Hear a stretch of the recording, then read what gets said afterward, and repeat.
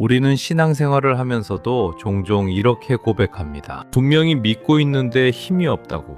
말씀을 알고는 있지만 삶이 달라지지 않는다고 말입니다. 열심히 예배하고 기도도 쉬지 않는데 어느 순간부터 신앙이 버거운 의무처럼 느껴질 때가 있습니다. 그때 우리는 스스로를 책망하거나 환경을 탓하지만 정작 가장 중요한 질문은 뒤로 미루어둡니다. 나는 지금 성령을 의지하며 살고 있는가? 아니면 성령 없이 신앙을 운영하고 있는가 하는 질문입니다. 하용조 목사님은 예수님의 7터치의 첫문을 성령은 능력의 원천입니다 라는 선언으로 엽니다. 이것은 설명이 아니라 방향 제시입니다. 신앙의 출발점이 어디에 있는지를 분명히 정리하지 않으면 이후의 모든 신앙 행위는 쉽게 피로해지고 형식으로 굳어지기 때문입니다. 성령 없이도 교회 생활은 가능하고 성령 없이도 종교적 열심은 유지할 수 있습니다. 그러나 성령 없이 하나님의 일은 결코 이루어지지 않습니다. 우리는 성령을 너무 익숙한 단어로 만들어버렸습니다. 성령을 말하지만 실제 삶에서는 성령의 인도하심을 기대하지 않고 성령을 고백하지만 결정의 순간에는 여전히 계산과 경험을 앞세웁니다. 그러다 보니 성령은 능력의 주체가 아니라 필요할 때 불러오는 보조수단처럼 취급되기 쉽습니다. 그러나 성경은 성령을 그렇게 소개하지 않습니다. 성령은 하나님의 일을 가능하게 하는 유일한 통로이며 그리스도인의 삶을 실제로 움직이게 하는 힘입니다. 예수님의 공생애도 성령으로 시작되었습니다. 예수님은 세례를 받으실 때 성령이 임하셨고 성령이 이끌려 광야로 나아가셨으며 성령의 능력으로 사역하셨습니다. 이것은 예수님조차 성령을 필요로 하셨다는 사실을 보여줍니다. 그렇다면 우리는 말할 것도 없습니다. 성령 없는 신앙은 처음부터 불가능한 것입니다. 그럼에도 우리는 종종 성령을 뒤로 미루고 인간적인 방법과 열심으로 신앙을 유지하려 했습니다. 하용조 목사님은 성령의 역사가 막히는 가장 큰 이유로 고정관념을 지적합니다. 하나님은 일하실 수 있는데 우리는 안 된다고 결론을 내립니다. 하나님은 새로운 길을 여시려 하는데 우리는 익숙한 방식만 고집합니다. 그렇게 성령은 능력의 원천이 아니라 우리의 생각 안에 갇힌 개념으로 전락합니다. 성령을 제한하는 것은 환경이 아니라 우리의 굳어진 마음입니다. 터치와는 그래서 매우 중요합니다. 성령 터치는 모든 터치의 출발점이며 이후의 말씀 터치, 침묵 터치, 기도 터치가 제대로 작동하기 위한 기초입니다. 성령이 주도하지 않는 말씀 묵상은 지식이 되고 성령이 빠진 침묵은 자기 성찰로 끝나며 성령 없는 기도는 독백이 됩니다. 성령이 능력의 원천이라는 사실을 회복하지 않으면 신앙은 점점 무거워지고 삶은 점점 지쳐갑니다. 이 서론 앞에서 우리는 조용히 자신에게 묻게 됩니다. 지금 내 신앙의 힘의 원천은 무엇인가? 성령인가? 아니면 나의 경험과 습관인가? 예수님은 첫 번째 터치로 우리를 성령 앞으로 데려오십니다. 다시 능력의 자리로, 다시 생명의 근원으로 돌아오라고 초대하십니다. 이제 우리는 그 초대 앞에 서 있습니다. 성령을 제한하던 자리를 내려놓고 성령께 삶의 주도권을 다시 내어드릴 준비를 하며 첫 번째, 터치 속으로 들어가려 합니다. 고정관념은 성령을 제한합니다. 우리는 성령을 믿는다고 말하면서도 실제로는 성령의 역사를 예상하지 않고 살아갈 때가 많습니다. 하나님은 전능하시다고 고백하지만 마음속에서는 이미 가능성과 불가능성을 나누어 놓고 있습니다. 이 정도까지는 하나님이 하실 수 있지만 이 지점부터는 어렵지 않겠느냐고 조용히 선을 긋습니다. 그렇게 우리는 고백으로는 성령을 높이지만 생각으로는 성령을 제한합니다. 하용조 목사님은 바로 이 지점을 가장 먼저 짚어냅니다. 성령의 능력이 사라진 것이 아니라 성령을 담아두는 우리의 그릇이 굳어졌다는 사실입니다. 고정관념은 언제나 경험에서 비롯됩니다. 이전에 실패했기 때문에, 늘 그래왔기 때문에, 다른 사람들도 안 됐기 때문에 우리는 쉽게 결론을 내립니다. 그러나 성령의 역사는 언제나 우리의 경험을 넘어섭니다. 하나님은 과거에 묶이지 않으시고 환경에 제한받지 않으시며 우리의 계산과 속도를 따르지 않으십니다. 그럼에도 우리는 성령의 역사를 합리적인 범위 안에 가두려 합니다. 그렇게 되면 성령은 더 이상 능력의 원천이 아니라 우리의 생각을 보조하는 존재로 전락합니다. 성경을 보면 성령의 역사는 늘 고정관념을 깨트리는 방식으로 나타납니다. 사람들이 불가능하다고 여긴 자리에서 길이 열리고 준비되지 않았다고 여겨진 사람을 통해 하나님의 일이 시작됩니다. 문제는 하나님이 일하지 않으시는 것이 아니라 우리가 이미 마음속에서 결론을 내려버린다는 데 있습니다. 화용조 목사님은 이것을 믿음의 문제 이전에 태도의 문제라고 말합니다. 하나님을 못 믿는 것이 아니라 하나님이 하실 일을 미리 제안해버리는 태도가 문제라는 것입니다. 그래서 성령을 경험하는 첫걸음은 더 열심히 애쓰는 것이 아니라 고정관념을 내려놓는 일입니다. 내가 하나님을 이해해온 방식, 신앙이 작동해야 한다고 생각해. 몬트, 하나님은 이런 분이실 것이라는 나만의 정의를 내려놓아야 합니다. 성령은 우리가 정리해놓은 틀 안에서 역사하시는 분이 아니라 그 틀을 깨트리며 역사하시는 분이기 때문입니다. 새로운 부흥은 언제나 익숙한 생각이 무너질 때 시작됩니다. 하영주 목사님은 하나님의 음성을 듣는 사람이 되십시오라고 권면합니다. 이것은 특별한 영적 체험을 말하는 것이 아닙니다. 성령의 음성을 듣는다는 것은 하나님이 말씀하실 수 있다는 가능성을 닫지 않는 태도입니다. 이미 다 알고 있다고 생각하는 순간 우리는 더 이상 들을 수 없습니다. 그러나 모른다는 자세로 서 있을 때 성령은 말씀하십니다. 겸손한 귀를 가진 사람이 성령의 인도를 경험합니다. 우리의 신앙이 정체될 때 그 이유는 종종 성령의 부재가 아니라 고정관념의 견고함에 있습니다. 기도에도 달라지지 않는 이유, 말씀이 더 이상 새롭게 들리지 않는 이유, 신앙이 반복처럼 느껴지는 이유는 하나님이 침묵하셔서가 아니라 우리가 이미 답을 정해두었기 때문일 수 있습니다. 성령은 언제나 새 일을 행하시는 분이지만 우리는 어제의 틀로 오늘의 하나님을 판단하려 합니다. 이 대지 앞에서 우리는 정직해져야 합니다. 나는 성령을 정말 기대하며 살고 있는가?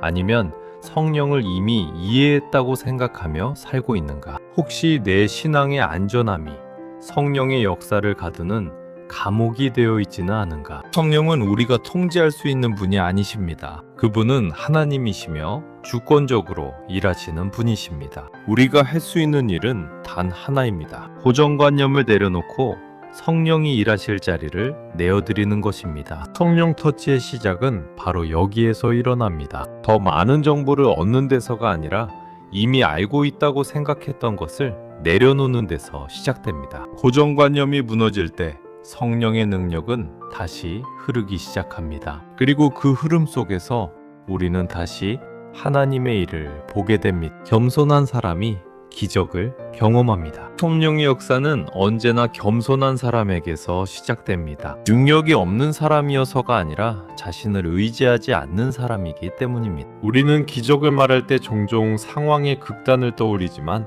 성경이 말하는 기적의 출발점은 상황이 아니라 태도입니다. 하영조 목사님은 이 대목에서 분명히 말합니다. 하나님은 능력이 많은 사람을 통해 일하시기보다 하나님이 일하실 자리를 내어드린 사람을 통해 일하신다고 말입니다. 겸손은 자신을 낮추는 기술이 아닙니다. 겸손은 자신이 할 수 없는 것을 인정하는 용기입니다. 우리는 신앙생활을 하면서도 은근히 스스로를 의지합니다. 경험이 쌓였고 말씀도 어느 정도 알고 있으며 기도의 패턴도 익숙해졌기 때문입니다. 그래서 겉으로는 하나님을 의지하는 것처럼 보이지만 실제 결정의 순간에는 나의 판단과 감각이 앞서게 됩니다. 하영조 목사님은 이것을 능력 있는 신앙인의 가장 큰 함정이라고 지적합니다. 겸손을 잃어버린 순간 성령은 더 이상 주도권을 가지실 수 없습니다. 성령은 스스로 충분하다고 느끼는 사람에게는 침묵하십니다. 그러나 자신의 연약함을 인정하는 사람 앞에서는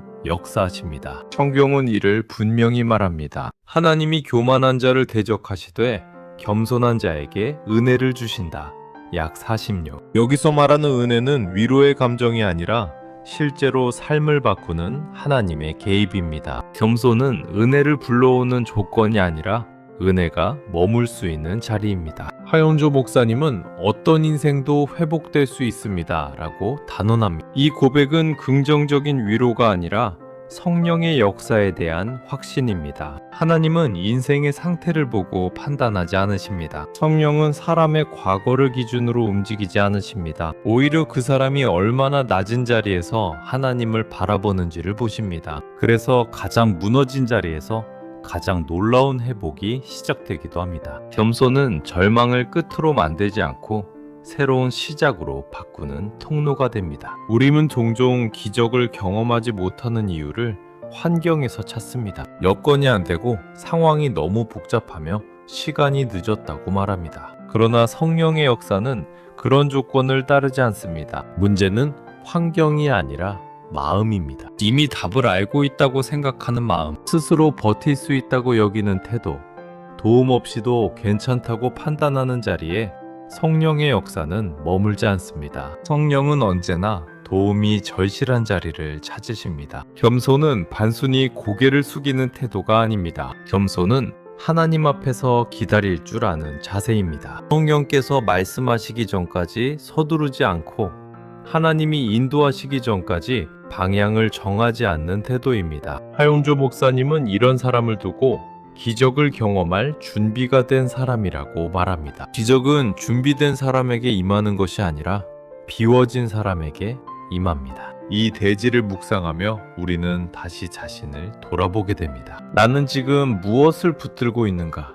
혹시 하나님보다 나 자신을 더 의지하고 있지는 않은가? 겸손은 나를 부정하는 것이 아니라 하나님을 신뢰하는 선택입니다. 내가 내려놓을 때 성령은 일하십니다. 내가 비워질 때 하나님의 능력은 채워집니다. 그래서 성령의 기적은 언제나 겸손한 사람의 삶 속에서 조용히 그러나 분명하게 시작됩니다. 성령 터치의 두 번째 단계는 바로 이 자리입니다. 더 큰 능력을 구하기 전에, 더 강한 체험을 기대하기 전에 먼저 낮아지는 자리로 내려가는 것입니다. 그곳에서 성령은 우리를 다시 만나 주십니다. 그리고 우리가 미처 상상하지 못했던 방식으로 하나님의 일을 이루어 가십니다. 순종하는 사람이 하나님의 일을 이룹니다. 성령의 역사는 언제나 순종을 통해 현실이 됩니다. 우리는 성령을 말할 때 종종 감동이나 체험을 먼저 떠올리지만 성병과 하영조 목사님이 강조하는 성령의 능력은 언제나 삶의 방향 전환으로 나타납니다. 성령은 우리를 흥분시키기보다 움직이게 하시고 감정을 흔들기보다 결단을 요구하십니다. 그래서 성령 충만은 느낌의 문제가 아니라 순종의 문제입니다. 하영조 목사님은 분명히 말합니다. 순종 없는 성령 체험은 오래가지 못한다. 성령의 감동을 받았다고 말하면서도 삶의 선택이 달라지지 않는다면 그것은 일시적인 감정에 머문 체험일 가능성이 큽니다. 성령은 우리 삶의 주인이 되기를 원하시지 조언자가 되기를 원하시지 않습니다. 그래서 성령의 역사는 언제나 가라, 멈추라, 버리라, 시작하라는 구체적인 요구로 다가옵니다. 그 요청 앞에서 우리가 어떤 선택을 하느냐가 신앙의 방향을 결정합니다. 순종은 쉬운 사람이 하는 일이 아닙니다. 오히려 순종은 가장 많은 계산을 내려놓아야 하는 결단입니다. 우리는 늘 결과를 알고 싶어 합니다. 이렇게 하면 무엇을 얻게 되는지,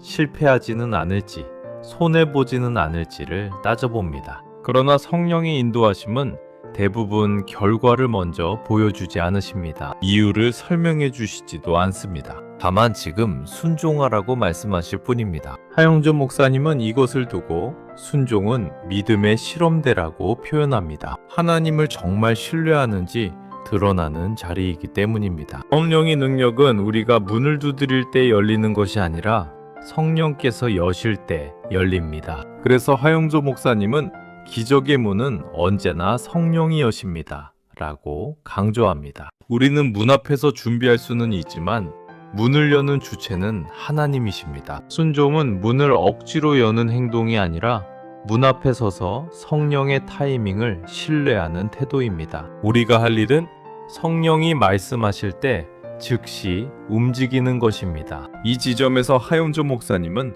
신앙생활에도 분명한 AD와 BC가 있어야 한다고 말합니다. 성령을 만나기 전과 후, 순종하기 전과 후가 분명히 구분되어야 한다는 뜻입니다. 성령을 경험했다고 말하면서도 삶이 전혀 달라지지 않았다면 우리는 다시 점검해야 합니다. 성령은 결코 우리 삶에 스쳐 지나가는 분이 아니십니다. 그분은 삶의 방향을 바꾸시는 분이십니다. 그래서 진짜 성령의 터치는 인생의 전환점을 만들어냅니다. 순종은 큰 결단에서만 요구되지 않습니다. 오히려 일상의 작은 선택에서 더 자주 시험받습니다. 용서해야 할 사람을 용서하는 일, 내려놓아야 할 고집을 내려놓는 일, 멈춰야 할 말 앞에서 침묵하는 일, 시작해야 할 기도를 다시 시작하는 일 속에서 성령은 우리를 부르십니다. 하영조 목사님은 이런 작은 순종이 쌓일 때 하나님의 큰 일이 이루어진다고 말합니다. 하나님의 일은 갑작스러운 기적보다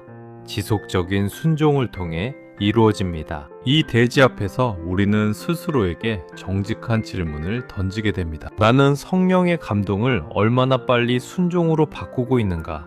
혹시 듣기는 하지만 미루고 있지는 않은가? 성령은 기다려주시지만 우리의 지연은 결국 영적 둔감함으로 이어집니다. 순종을 미루는 동안 우리는 점점 성령의 음성에 둔해집니다. 반대로 작은 순종을 반복할수록 성령의 인도하심은 점점 분명해집니다. 성령 터치의 세 번째 핵심은 분명합니다. 하나님의 일은 열심 많은 사람이 아니라 순종하는 사람을 통해 이루어진다는 사실입니다. 성령은 능력의 원천이시지만 그 능력은 순종이라는 통로를 통해 흘러갑니다. 우리가 순종할 때 성령의 역사는 더 이상 추상적인 개념이 아니라 우리의 삶 속에서 실제가 됩니다. 그리고 그 순종의 자리에서 하나님은 오늘도 당신의 일을 이루어 가십니다. 성령을 갈망하는 기도. 성령 터치의 끝에서 우리는 한 가지 분명한 사실 앞에 서게 됩니다. 신앙의 능력은 사람에게서 나오지 않는다는 사실입니다. 더 많은 지식이나 더 단단한 결심이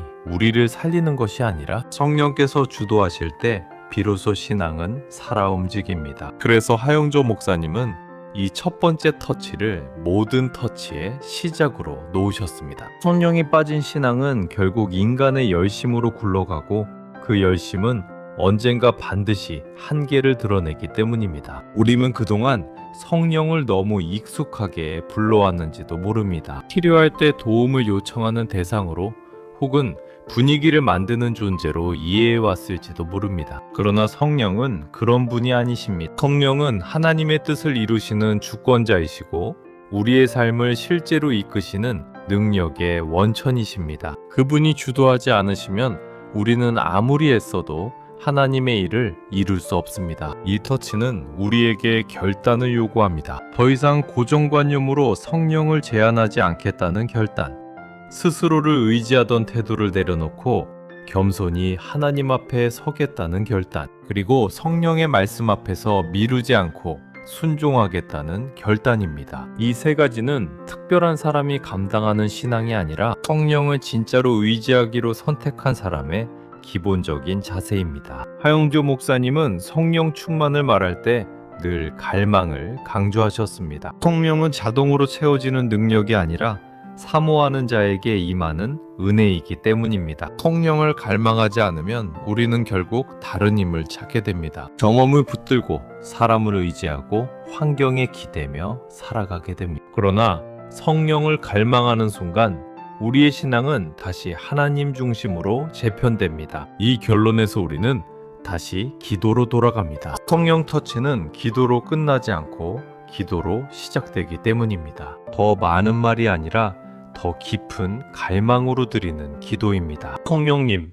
제 삶의 주인이 되어 주십시오. 제가 쥐고 있던 주도권을 내려놓겠습니다. 제 생각과 속도를 내려놓겠습니다. 오늘 제 삶을 이끄시고 하나님의 일을 이루어 주십시오. 이 기도가 성령 터치의 가장 정직한 응답입니다. 예수님의 첫 번째 터치는 우리를 성령 앞으로 데려옵니다. 능력의 원천으로, 생명의 근원으로, 하나님의 일하심이 시작되는 자리로 부르십니다. 그리고 그 자리에서 우리는 다시 시작합니다. 인간적인 신앙이 아니라 성령께서 이끄시는 신앙으로 말입니다. 이 첫 번째 터치가 회복될 때 이후의 모든 터치는 비로소 제자리를 찾게 됩니다. 성령이 능력의 원천이 되실 때 우리의 신앙은 다시 살아 움직이기 시작합니다.